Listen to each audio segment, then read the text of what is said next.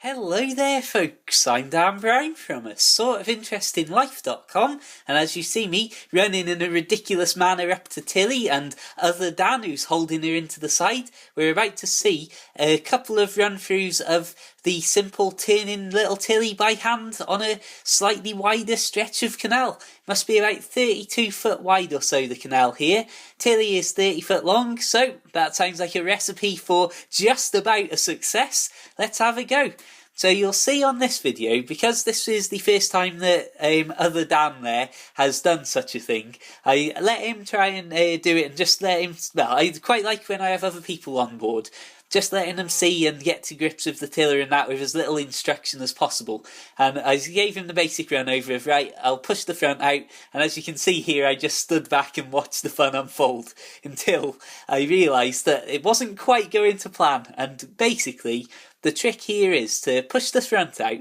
and then as the boat starts to get out further and further like this, of course you've got a slight current on the canal which then starts to push you down sideways, so you need just that little bit of extra encouragement here. And you can see we went just a little bit too forceful and pushed it, just started to go a little bit too far away from this side of the canal, but as that excellent graceful moment there of legs stretched and balancing and goodness knows what else is happening, you can see at this point she's getting pretty much straight on at a right angle across the canal. And so this is where you need to really make sure that you don't have her start to float sideways down the canal, because you don't want to end up wedged against the bridge like that or anything. So at this point I grab a rope that's tied up to the stern, which is actually the bow line, and you can see me now just wheeling her in and just reeling the front of the boat in here. And I'd say it's probably more difficult to do this with two people than it is one, or certainly for me at least I found that, because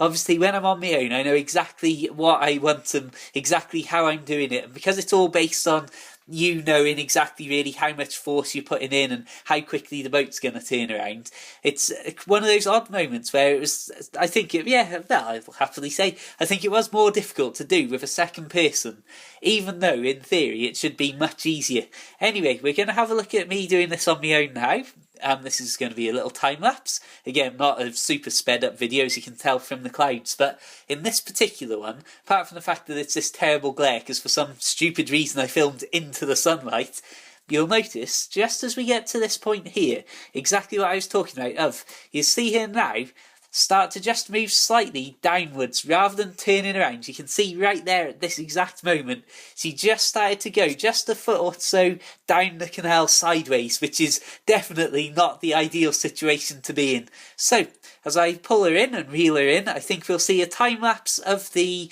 initial 2 Dan video, and you'll see now at the moment,